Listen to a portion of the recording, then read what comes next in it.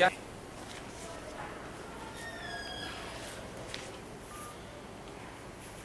En primer lugar, hay que tener en consideración que las instituciones jurídicas no son nociones abstractas, sino categorías de pensamiento que tienen una base sociológica. El derecho no se crea en la fantasía, sino en las relaciones sociales, en las relaciones humanas. Y la propiedad no podría ser la excepción. En efecto, si nos ponemos a pensar por qué existen normas vinculadas al derecho de la propiedad, vamos a darnos cuenta que en realidad lo que estamos haciendo, al final de todo, es establecer reglas para distribuir las riquezas materiales de las personas. Los seres humanos necesitamos, mal que bien, recursos para nuestra subsistencia, que son materiales, incluyendo para las necesidades más básicas como la alimentación, el vestido, la vivienda. El ser humano necesita bienes para lograr la subsistencia. Por lo tanto, el derecho, como ordenador de las relaciones sociales, tiene que establecer reglas o normas para distribuir la riqueza en virtud de ciertos principios racionales, como por ejemplo la retribución al mérito, al esfuerzo, o la eficiencia económica, o la libertad, dependiendo del sistema jurídico en el que nos encontremos.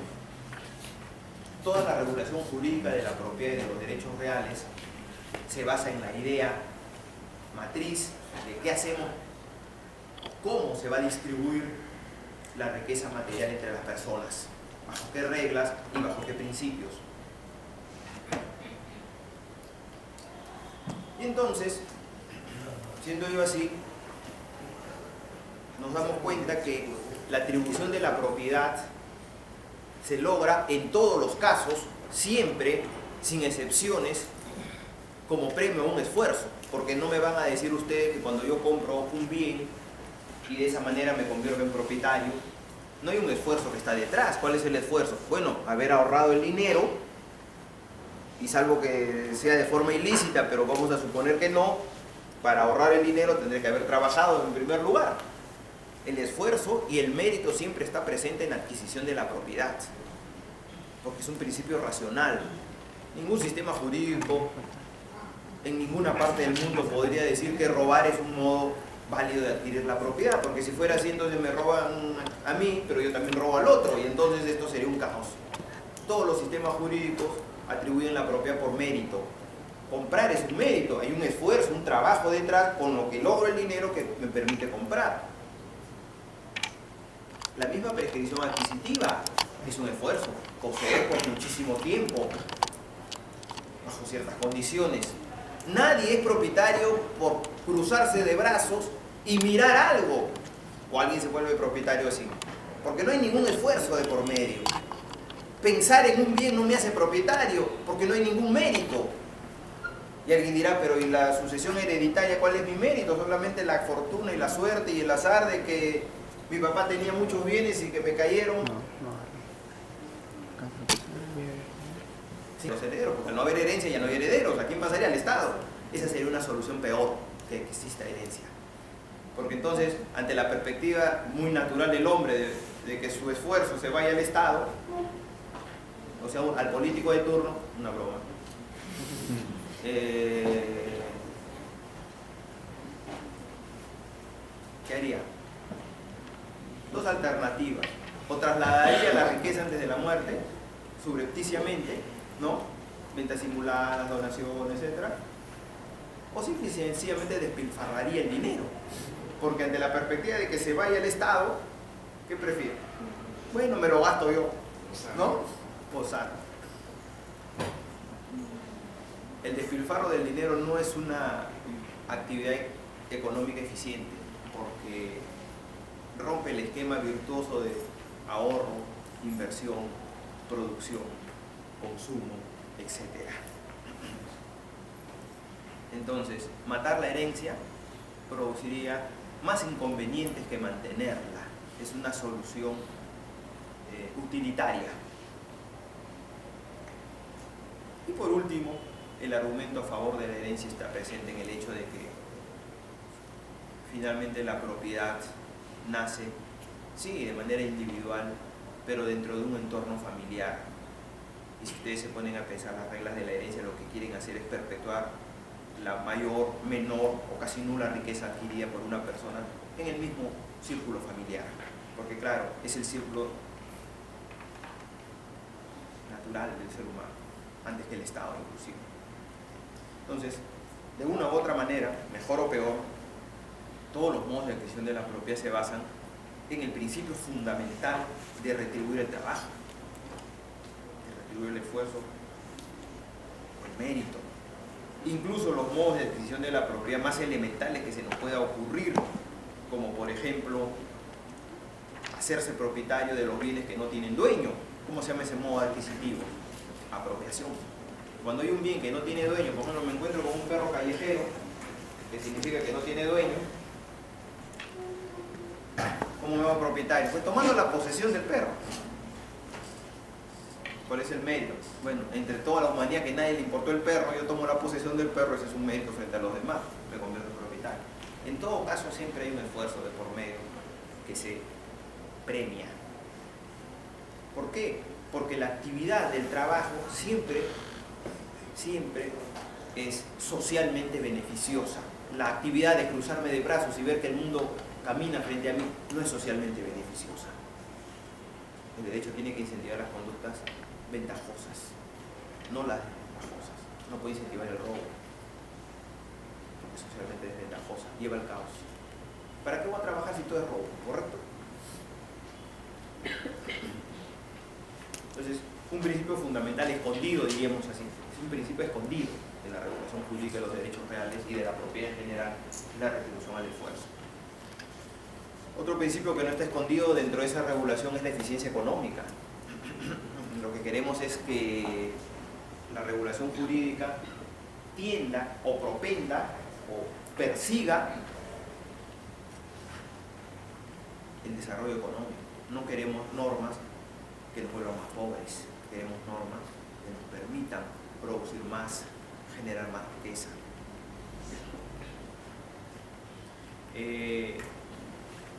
El caso típico de una norma que se enfoca en ese punto no es otra que la prescripción adquisitiva. Y dirán, ¿cómo? Si la prescripción adquisitiva es como un robo. Bueno, la prescripción adquisitiva tiene un fundamento bastante profundo. La prescripción adquisitiva no es lo mismo que un robo, por la siguiente razón. La prescripción adquisitiva, dentro de su seno, suma dos fundamentos decisivos. Uno, el trabajo, el esfuerzo, la actividad económica, la creación de riqueza del poseedor. Pero además suma a ello la inactividad, la ociosidad y no hacer nada del propietario formal. La prescripción adquisitiva no nace con solo la posesión de uno, también nace imperativamente, pues no puede surgir con la inactividad y con el no hacer nada del propietario formal que ni siquiera reclama la posesión. Entonces, puesto eso en perspectiva, el sistema jurídico dice: yo defiendo a la propiedad formal, defiendo a la propiedad legítimamente adquirida, pero llegado a un punto, luego de muchísimos años, donde el propietario no muestra ningún interés frente a otro que muestra el interés de hacer productivo algo, se inclina la balanza a favor de ese otro, luego por supuesto de muchos años, más o menos dependiendo de cada sistema jurídico. ¿Cuál es la razón de ser? Los bienes sirven para generar riqueza, para producir utilidad a la gente, no para tenerlos en un lugar sin que yo lo use ni nadie lo use. La riqueza material es para beneficio social, no es para el egoísmo de alguien que lo guardó y nunca lo utilizó. Sí, yo estoy protegido como propietario aunque no use los bienes, pero tiene un límite. ¿Cuál es el límite? Que pasen muchísimos años, que no haga nada, que no me interese nada, que me desentienda del tema, y haya otro que por el contrario, si muestra interés, actúe, produce, gestiona y crea riqueza.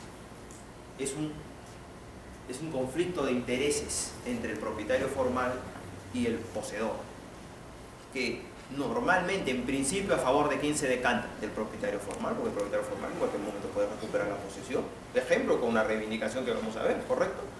Pero tampoco lo puede esperar toda la eternidad, ¿okay? No puede esperarlo toda la vida, no puede esperarlo por hasta el fin de los tiempos. Tiene que haber un punto de quiebre, es un momento en donde yo diga, bueno, pues ya te hemos esperado demasiado, tienes que actuar, y si no actúas tengo que cambiar el centro de protección, porque ahora el centro de protección tiene que ser el sujeto que está gestionando, que está creando riqueza, que está haciendo algo, porque los bienes son para crear utilidad al ser humano.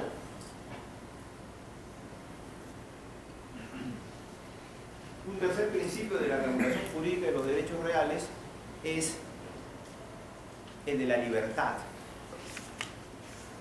Yo le pondría como pregunta la siguiente. En el sistema jurídico peruano, la propiedad se rige por el principio de libertad o por el principio de igualdad. El principio de igualdad, ¿qué implicaría? Todos tienen lo mismo. Eso rige.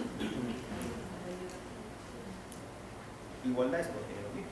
Nadie puede tener más que el otro. ¿Okay? ¿El sistema peruano se rige por igualdad? No. Salimos a la calle y nos damos cuenta que no hay igualdad, o sí. ¿Igualdad? No, todos tienen lo mismo. Entonces yo no podría decir, el régimen jurídico de los derechos reales y de la propiedad en general en el Perú se rige por la igualdad. No, eso sería falsedad.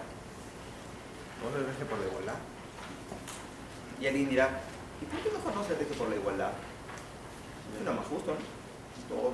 Que todos tengan una casa. Sí. Suena interesante. ¿Por qué no? El principio de la igualdad no es malo, como tampoco el principio de la libertad, que tampoco es malo. El problema es que llevado al extremo, todo es malo. El principio de la igualdad al extremo, ¿qué significaría? Si tú tienes una casa, muy bien. Y si el otro tiene una casa, perfecto. Pero si tienes dos casas, le tienes que dar a que no tiene. El principio de la igualdad llevado al extremo tiene un inconveniente, que arruina la iniciativa. Porque si tú... Es lo mismo que pasa si te dicen, mira, si tú imagínense un funcionario, ¿no? Si tú firmas 1000 papeles, ganas 100. Y si firmas un papel, ganas 100. ¿Tú qué haces? ¿Qué haces tú? Si firmas 1000 papeles, ganas 100. Si firmas un papel, ganas lo mismo. ¿Qué haces? ¿Haces sobretiempo? ¿A qué hora es la salida? ¿A qué hora es la salida? Y a ver, me voy a conectar a Facebook para estar el resto del tiempo. Se puede firmar mi único papel de vida. El tema de la igualdad absoluta es que mata la iniciativa. Porque si tú ya lograste tu techo, ¿te esfuerzas? ¿Ah? Porque tu mayor esfuerzo ya no iría para ti, ¿correcto? ¿Te esforzarías más o ya no? Si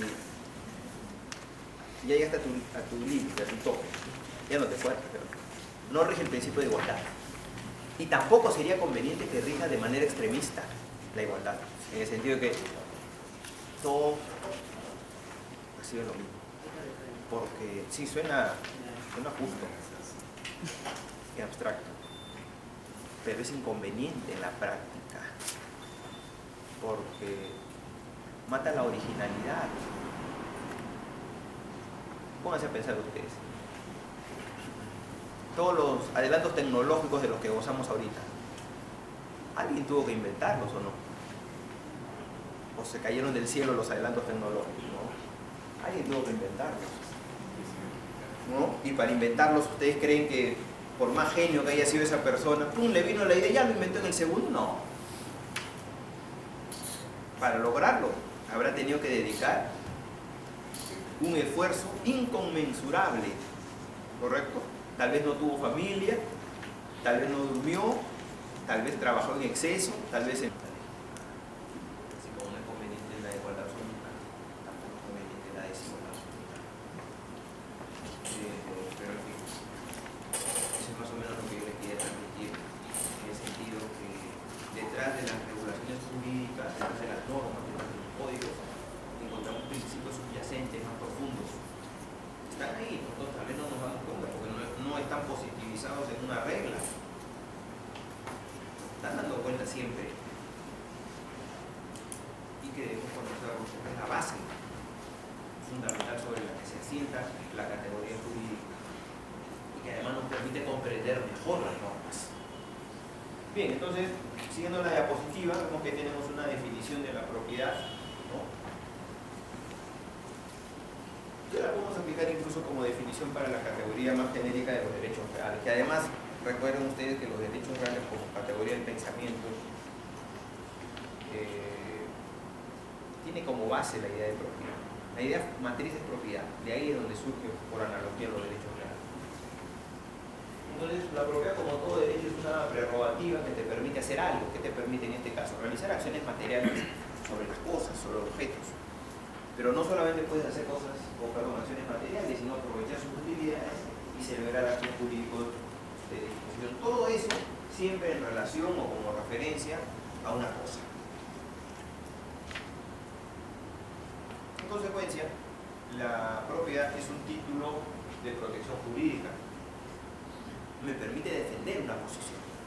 Cuando alguien dice soy propietario, no solamente es un derecho, además tiene todo un conjunto de protección que le permite tutelar ese derecho.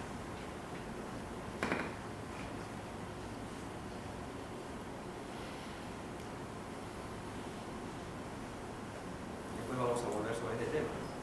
La tutela de la propiedad, la protección de la propiedad, la defensa de la propiedad. La característica fundamental de la propiedad y de los derechos reales en general es su alcance absoluto. Eso no se puede negar.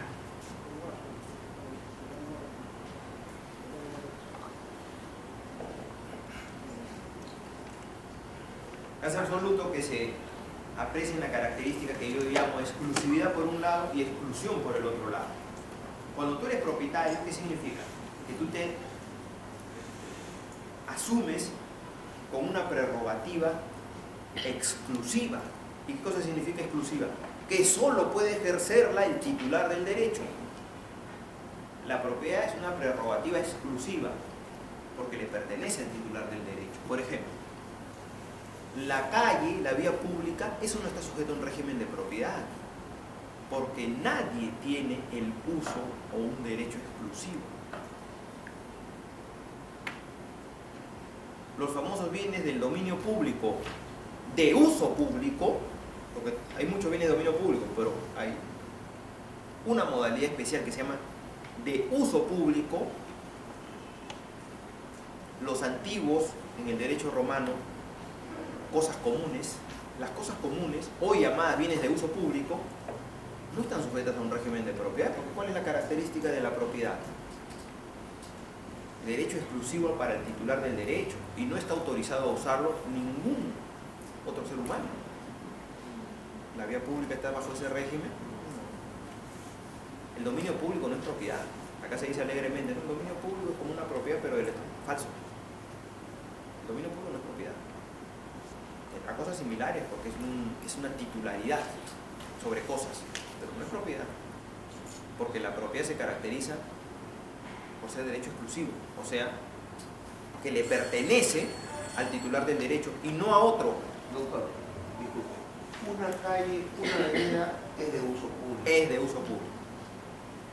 Lo que pasa es que tiene que administrarlo alguien, es diferente, pero ese alguien no es propietario. Se tiene que administrar. Pero ese alguien, en este caso la municipalidad, tiene la prerrogativa de poner rejas en determinados sitios. Bueno, voy a poner un ejemplo actual. Acá, por decirle textualmente, de Plaza del Sol no quiero hablar, porque ahí han puesto rejas y no permiten que se pongan carros, y traen incomodidad a los usuarios que compramos, comemos, etcétera, etcétera, de Plaza del Sol. Lo que yo siempre reniego es al frente del hospital del Front y el hospital del Seguro Social han puesto unas rejas que efectivamente hay 3 o 4 funerarias, bueno, pues que les vendan porque se puede alquilar, la ley permite alquilar su espacio frente a la frontera. Pero si vemos las veredas todas destruidas, etcétera, etcétera, yo voy a visitar a mi paciente, ¿no?, en un buen carro de $30.000 que lo he comprado hace un año. Todo Huacho está pintado de amarillo y no hay playa de estacionamiento. ¿A dónde guardo mi carro? Si tengo la frontera, tremenda frontera para guardar yo, para estacionar mi carro por las 2 horas que me da el hospital para ver a mi paciente 4 veces a la semana.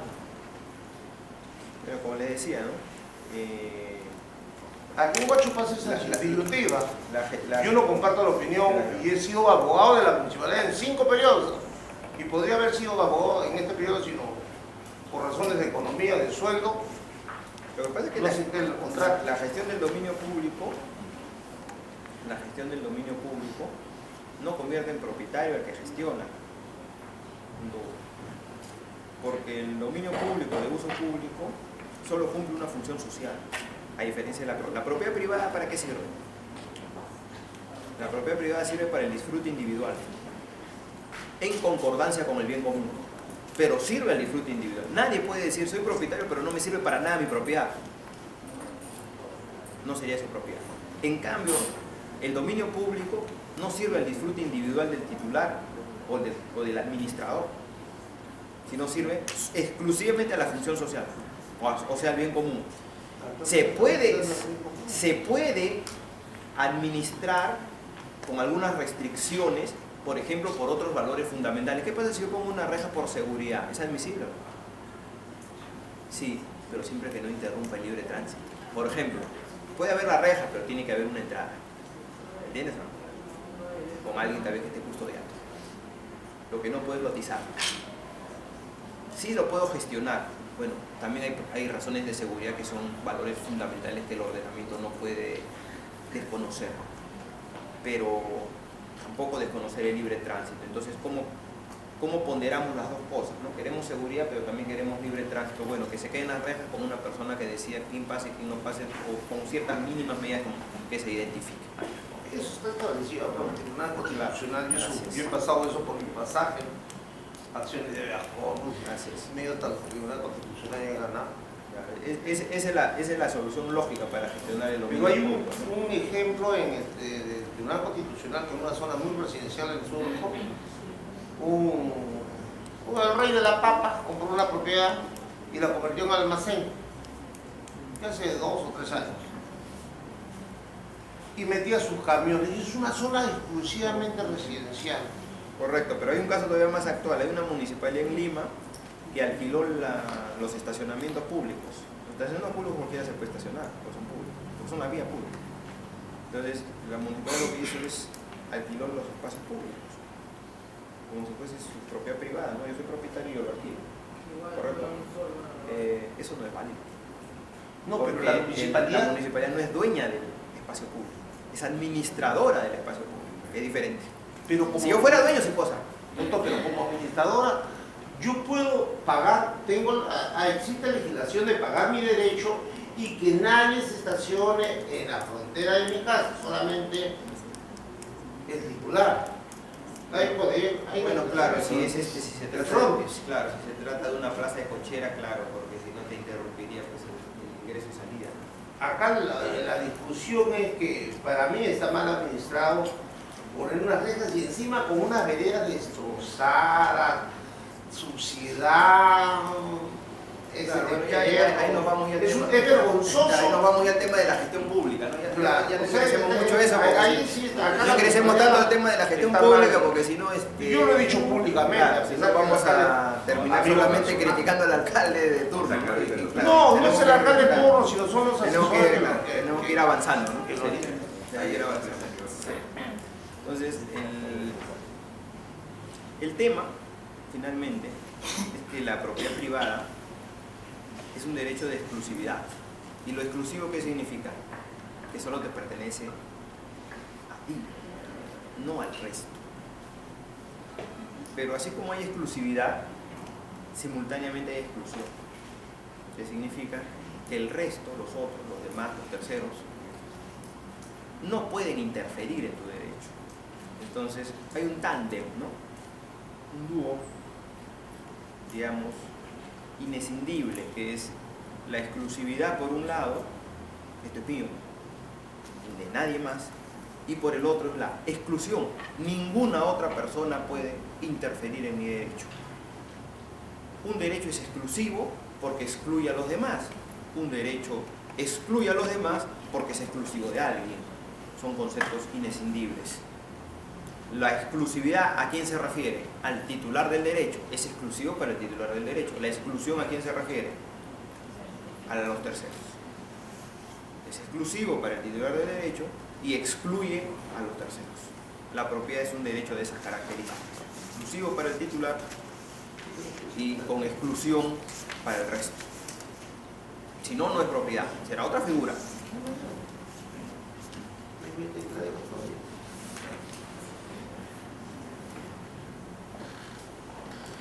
Bueno, las notas distintivas de alguna manera ya las hemos mencionado. Tenemos que la propiedad es una atribución, toda prerrogativa que me da un derecho a algo, una facultad es una atribución. Luego la propiedad y los derechos reales tienen la característica de la inherencia. Es muy breve, lo voy a explicar. La inherencia significa que todo lo que le pase al derecho repercute en la cosa y viceversa. Lo que pasa a la cosa repercute también en el derecho. Por ejemplo, si tenemos un lote de terreno y lo partimos a la mitad, ¿cuántos lotes de terreno habrá? Hay 2 lotes de terreno y el objeto está modificado, ya no es el mismo. ¿Y quién es el propietario de los 2 lotes de terreno?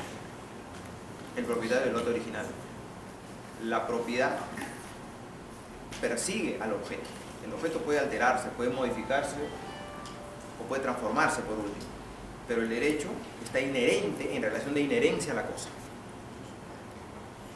Todo lo que le pase a la cosa, el derecho lo va a perseguir, no se va a alterar. Por eso es que cuando alguien es propietario de un terreno que está hipotecado y luego de la hipoteca se construye, la hipoteca persigue la nueva construcción, porque todo lo que le pase al objeto, el derecho lo persigue. En consecuencia, si el objeto se ha transformado, porque antes era terreno y ahora es terreno con construcción, la hipoteca recae no solo sobre el terreno originario, sobre la cual se constituyó, sino también recae sobre el objeto transformado, que es el mismo objeto, pero en otra etapa, en otro estadio. En consecuencia, por la inherencia, clara, porque evidentemente uno las piensa más que cuando las dice, en donde prácticamente uno tiene que pensar y hablar en el momento. Cuando hay un texto escrito uno lo va pensando más, lo va meditando, lo va reflexionando y por último lo va corrigiendo y aparte le pone todavía citas de apoyo y eso queda, digamos, más perfeccionado, ¿no? Pero lo importante de la exposición oral, a diferencia del texto escrito, es que me puede fijar ideas de manera muy duradera. O sea, yo lo puedo leer, ¿no? Como bien se dice. Cuando uno lee algo, salvo que sea Condorito, pero fuera de eso, cuando uno lee algo, a los 5 minutos ya se olvidó el 90% de lo que leyó, ¿no? Claro, porque se trata de una actividad muy interna. En cambio, en la exposición es una actividad que nos pone en los 5 sentidos, digamos, prestos a entender algo, ¿no? Entonces, digamos que la posibilidad de recordación es mayor. Entonces, la idea de la exposición no es repetirles el texto, que por eso yo se los puedo mandar el texto sin ningún problema. La idea de la exposición es que fijemos esas ideas clave que ya nos van a permitir que el texto simplemente nos desarrolle lo que ya nosotros habíamos logrado captar de antemano y sobre todo fijarlo, ¿no? En la medida que nos interese el tema y en la medida también que lo compartamos, porque evidentemente lo que yo pueda decir puede no ser compartido. Pero por lo menos estas son mis ideas que yo les lanzo a ustedes, que yo les transmito luego de muchas horas de reflexión. Podrán ser buenas, malas, peores o mejores, pero digamos que son ideas reflexionadas e ideas honestas, que no están pensadas en algún interés. No hay ningún interés, no es que son ideas pensando en alguna ventaja, en lograr algo, no. Son ideas maduradas y reflexionadas sin intereses de por medio. Serán buenas o serán malas, porque nadie es depositario de la verdad absoluta, pero por lo menos son ideas basadas en la honestidad y nada más. Entonces, como les digo, no es necesario que copien, porque si quieren les puedo mandar el texto escrito de lo que yo les estoy diciendo y que seguro va a estar más preciso inclusive. Pero sí lo que me interesa es que entiendan más o menos el curso conceptual, porque una exposición es como una especie de edificio que uno va construyendo poco a poco, ¿no? De las cosas más generales hasta lo más específico. La idea es que se entienda más o menos el hilo conductor de la exposición y hasta dónde se quiere llegar. Bueno, en ese contexto, todos sabemos cuáles son los atributos de la propiedad. El artículo 923 del Código Civil lo menciona, porque cuando define la propiedad señala que es un poder jurídico que te permite ¿qué cosa? Usar, disfrutar, disponer y reivindicar. Esos son los atributos clásicos de la propiedad. No uso, disfrute, disposición y reivindicación. pero con más claridad filosófica se podría decir, o técnica, se podría decir que esos atributos de la propiedad, todos los bienes, ¿por qué se llaman bienes? Porque le dan una utilidad al hombre. De ahí viene la palabra. También es decir que en todos los idiomas que yo he revisado, no que conozco, no es así, sino que he revisado, que es diferente. Lo que llamamos bien, en esos idiomas también se llama bien. O sea, la palabra bien significa en forma abstracta, al margen de cosas. ¿Qué cosa es un bien? Cuando alguien dice, has recibido un bien, has recibido una ventaja, una utilidad, ¿no? Lo que pasa es que ese concepto abstracto de bien como valor, se ha trasladado a las cosas materiales y le han puesto bien, con minúscula. ¿Sí? En todas las lenguas se usa la misma construcción. El bien se utiliza como valor, pero también bien, la misma palabra, para las cosas que le son útiles al hombre. Y claro, los bienes son cosas útiles al hombre. Ergo, en consecuencia, en todo bien hay... Si tú te apropias de los frutos que las cosas generan, eso se llama disfrute. El disfrute no es otra cosa que apropiarse de los frutos. Por ejemplo, las butacas, por más que yo me cruce brazos y espere 50 años, no van a dar ningún fruto natural. No es planta, no es animal. Fruto natural no van a dar. Pero sí pueden dar fruto civil si yo alquilo todo este conjunto de butacas, ¿sí? Entonces, cuando yo recibo la renta por el alquiler del bien, ¿qué estoy realizando? ¿Un acto de uso? No. Estoy haciendo un acto de disfrute. Porque el disfrute es apropiarse de los frutos que el bien produce, natural o civilmente. Por ejemplo,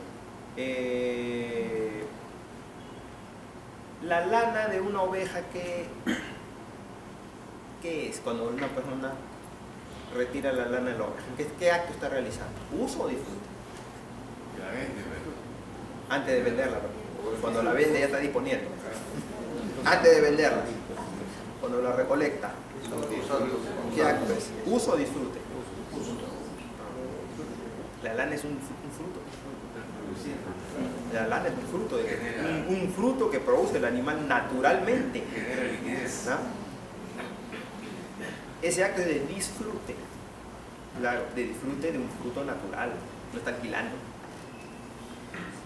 Si alguien cosecha la tierra, ¿ese acto qué es? ¿Uso o disfrute? Disfrute, porque está apropiándose de los frutos. Todavía no ha vendido, solo está disfrutando. Cuando venda, ese es otro acto, es disposición.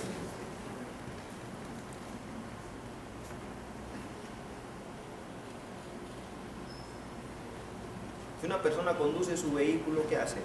¿Usa o disfruta? Bueno, disfruta porque no viaja en el metropolitano, pero digamos que ese sería un término coloquial, no es jurídico. ¿Ah? El que maneja su vehículo es uso o disfrute. Uso. No lo vemos coloquialmente, porque claro, coloquialmente uno diría, bueno, pues estoy en mi casa, sí estoy disfrutando en mi casa, ¿no?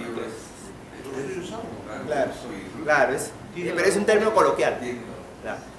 Bajo el lenguaje ordinario sería lo mismo. ¿Ok? Bajo el lenguaje ordinario es lo mismo. No bajo el lenguaje jurídico. Es un lenguaje técnico. Bajo el lenguaje ordinario, estoy en mi casa, estoy disfrutando en mi casa, por supuesto. Bajo el lenguaje coloquial. Pero bajo el lenguaje jurídico no. Bajo el lenguaje jurídico, usar es servirse del bien. Y disfrutar es disfrute. Viene del término fruto. Tú disfrutas cuando gozas de los frutos. Pero los frutos es un concepto jurídico. Bueno, también es coloquial, pero acá no estamos en el lenguaje coloquial. Entonces, el disfrute siempre está vinculado al hecho de gozar de los frutos que produce el bien.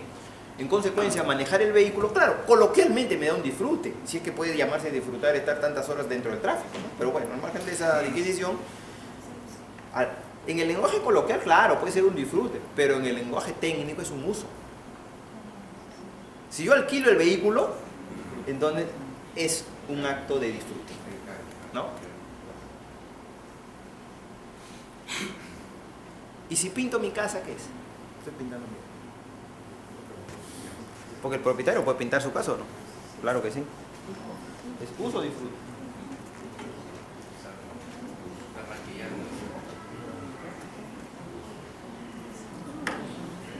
Respuesta, ninguna de las anteriores. Es que cuando tú pintas la casa no te está sirviendo el bien para un provecho. ¿Qué provecho particular estás obteniendo? Ninguno. ¿No? Lo que pasa es que el pintar la casa no es uso y disfrute, sino es acto instrumental para mejorar tu uso. Pero no es uso, sino te sirve para un mejor uso al futuro. Es un acto instrumental, o sea, acto que sirve para otra cosa. Lo que pasa es que obviamente el Código Civil no se va a poner ya en ese nivel de detalle, pero hay muchos actos que no son en puridad ni uso, ni tampoco son disfrute, sino son actos instrumentales, actos medios, actos que sirven para otra cosa. Un acto que el propietario igual puede hacer. Por eso es que técnicamente se dice, bueno, eso de uso y disfrute no es completo, mejor llamemos a todo eso libertades. El propietario es libre de realizar todos los actos que se le ocurran dentro de los límites de la ley con relación al bien. Entre ellos pintar su casa, que no es uso y disfrute, entre ellos prestar su bien a quien le dé la gana. Es más amplio, ¿sí o no? Si yo digo uso y disfrute es más restringido. Si yo digo libertad es mucho más amplio. ¿Qué cosa? El propietario es libre ¿de qué? De realizar cualquier acto material sobre su bien, incluyendo los instrumentales, incluyendo los que son atípicos, que no sabemos dónde clasificarlos. ¿Qué cosa es una libertad para el derecho? Una libertad significa esto. Si tú realizas el acto, es lícito, porque eres libre de hacerlo. Y si no lo realizas, también es lícito, porque es libertad. La libertad es, si lo haces, perfecto. Y si no lo haces, muy bien, porque es libre de hacerlo, de no hacerlo. Por ejemplo, cuando se dice, todos tienen libertad de empresa. ¿Qué significa? Que soy libre de crear mi empresa, pero también de no hacer nada, ¿ok? Es libre, no es un deber. ¿Qué es un deber? Si no lo hago, hay una consecuencia negativa, hay una sanción, ese es un deber. Pero la libertad de empresa no es un deber, es una libertad. Igual el propietario si quiere usa, está muy bien, si quiere disfruta, está perfecto, y si no hace nada, está muy bien también. A lo que veo es lo siguiente, las libertades implican que tú tienes un ámbito de actuación en donde puedes hacer, es lícito, y puedes también no hacer, es igualmente lícito. Movilizarme por la calle o quedarme en mi casa, es una libertad. Él no ejerce libertad de empresa, él lo que ejerce es libertad de trabajo. ¿Se dan cuenta? Empresa es, pongo personas, pongo bienes, los organizo y realizo una actividad económica para el mercado, produciendo bienes, produciendo servicios.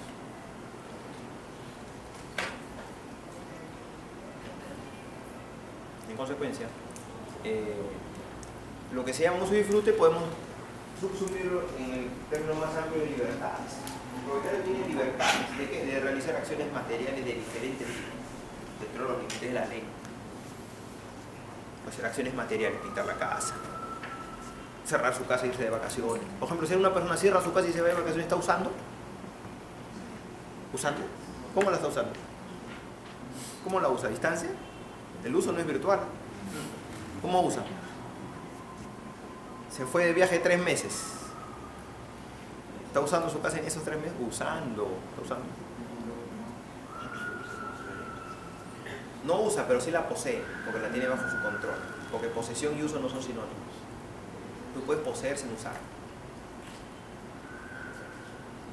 Sí, lo poseo, ¿por qué? Porque está bajo mi control. Pues se cerró con llave y nadie entra. Está bajo mi control, está bajo mi posesión, pero no uso, porque no me sirvo de los bienes. No tengo ningún disfrute actual. Tal vez en el futuro sí, porque lo tengo en posesión. ¿La posesión te sirve para el uso actual o para el uso futuro? Porque está bajo tu control los bienes.